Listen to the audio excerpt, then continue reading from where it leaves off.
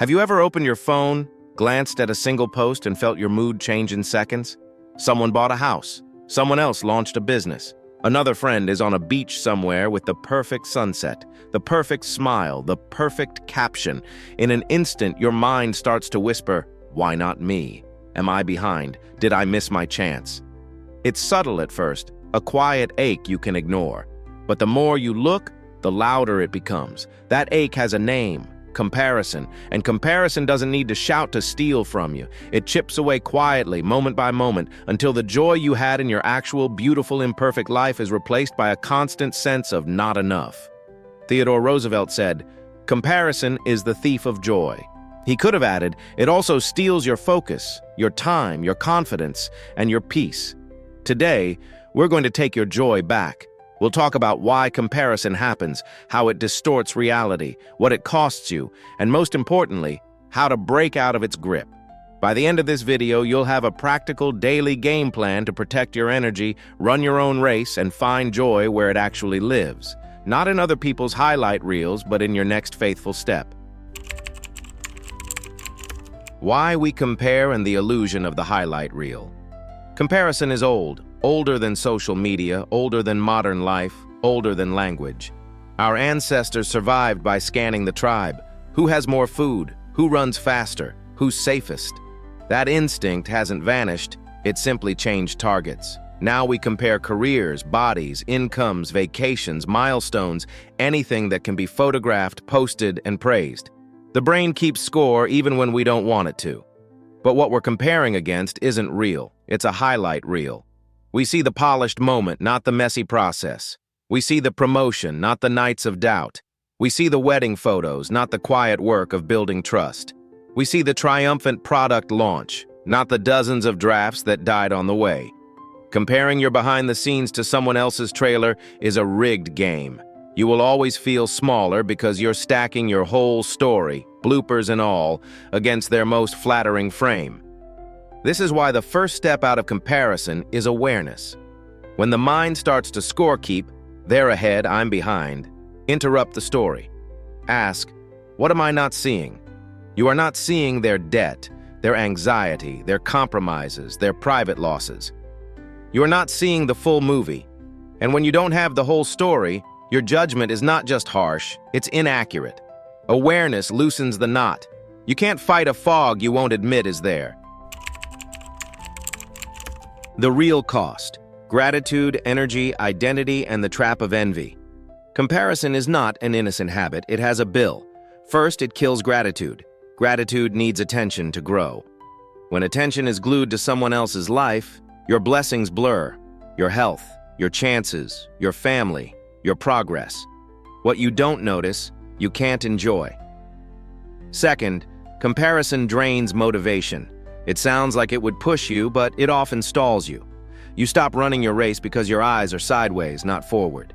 Creative energy converts into surveillance. Refresh, refresh, refresh. What are they doing now? Third, comparison erodes identity. You start tailoring your goals to match applause, not purpose. You doubt your lane, your pace, your style. The voice of your calling gets drowned out by the noise of other people's validation loops. And then there's envy, comparison's aggressive cousin. Envy says, if they have it, there's less left for me. That's a lie. Opportunity is not a pizza. Someone else's slice doesn't shrink yours.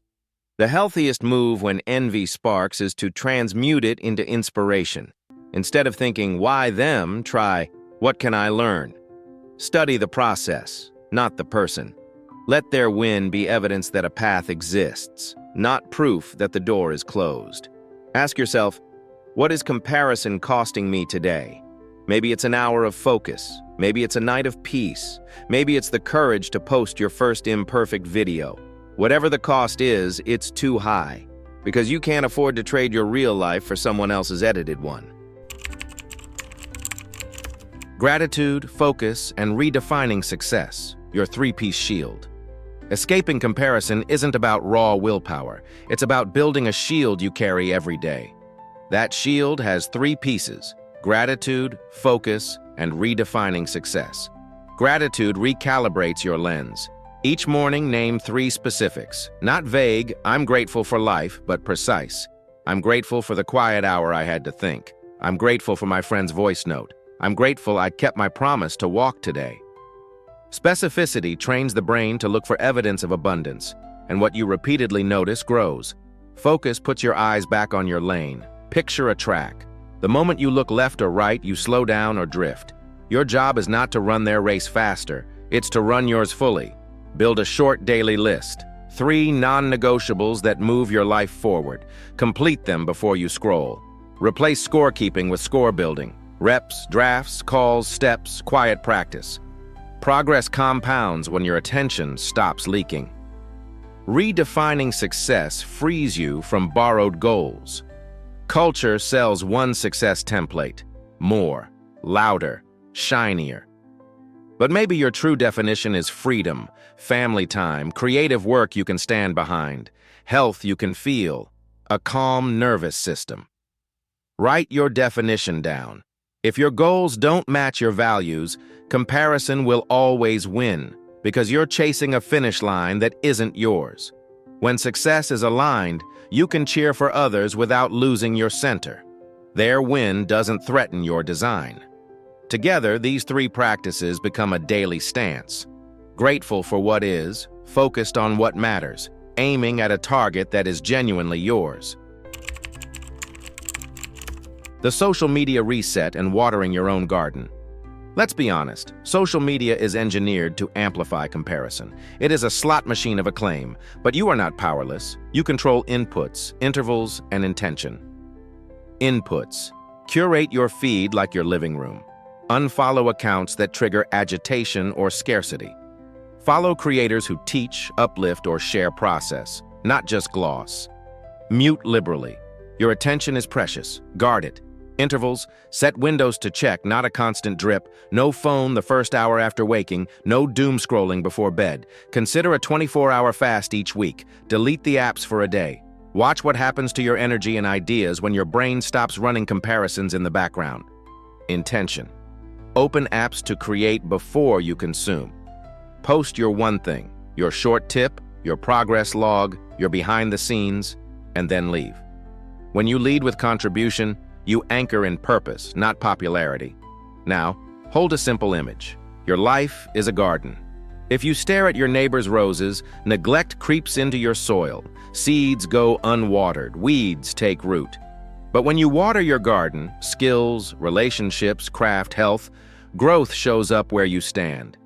Ask daily, what will I water today? 10 push-ups is water. 1 honest conversation is water. 30 minutes of focused work is water. Consistent watering beats occasional envy, every single time. Stories, tools, and healthy competition. Great performers understand comparison and refuse to be ruled by it. Serena Williams didn't shape her game by shadowboxing every rival on social media. She built her own strengths relentlessly. Steve Jobs warned, "Don't waste it living someone else's life," and then made design decisions many thought were strange until they felt inevitable. Oprah Winfrey didn't become Oprah by becoming Barbara Walters 2.0. She led with empathy and authenticity, even when it bucked the format. Their common thread is not luck, it's centeredness, a steady commitment to their lane. How do you cultivate that same steadiness? Use practical tools. Gratitude log, 3 lines every morning. Train the lens. Progress tracker, measure inputs you control, pages written, outreach sent, workouts complete. Compare you to previous you, not to strangers. Celebrate others on purpose. Leave comments that affirm effort, not just outcomes. This rewires envy into appreciation and keeps you generous. Affirmations that act: I create before I consume. I'm on my timeline. Today I water my garden. Say them, then do the reps that prove them. Boundaries. Set a daily cap on platforms and stick to it. Let your calendar protect your focus. Finally, learn the difference between comparison and competition. Comparison says, they're ahead, so I'm behind. Competition, healthy, personal competition says, they're ahead, so I see what's possible. I'll refine my craft. One steals self-worth, the other builds skill. Compete with yesterday's you. Borrow ideas from people ahead of you without copying their identity. Build your edges, not their persona. When you aim at mastery instead of mirrors, the noise fades and the work gets fun again. Finding joy in your unique path. Here's the truth that ends comparison at the root. Your path is non-replicable. No one else has your exact blend of scars and strengths, defeats and dreams, culture and chemistry. Because your life is singular, the scoreboard is personal. You can win only one way, by becoming more deeply, courageously you. Joy doesn't wait at the finish line. It meets you in the process, in the day you wanted to quit but didn't, in the meal you cooked with someone you love, in the sketch you made at 11 p.m. that unlocked a better idea, in the moment you told the truth kindly instead of performing. These are not small things. They are the fibers of a life that fits. When you feel comparison rising, pause and ask 3 grounding questions. What is true right now that I can be grateful for? What small, controllable action will water my garden today? Does this goal I'm chasing still match my definition of success? If you can answer those questions honestly, your compass resets. You step back into your lane, not by force, but by clarity. The more often you do it, the faster you'll notice comparison, the quicker you'll recover, and the longer you'll spend in the only place joy can live, the present, on purpose. Lock the door on the thief. Comparison will always knock. It will show up dressed as curiosity, dressed as motivation, dressed as just checking in, but you know its habits now. It steals gratitude, drains focus, and muddies identity. You also know the countermoves, awareness of the highlight reel, a shield built from gratitude, focus, and your true definition of success. A social media reset that favors creating over consuming, tools that track your progress, and a posture that turns envy into inspiration and comparison into craft. So today, make a quiet promise to yourself.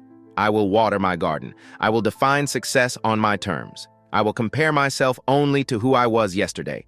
When you do that, other people's wins become proof that possibility is real, not proof that you're late. Your lane becomes enough. Your pace becomes sustainable. Your work becomes joyful again. Theodore Roosevelt was right. Comparison is the thief of joy. But you hold the keys. Lock the door. Let joy live where it belongs, with you right now taking the next faithful step in your own irreplaceable life.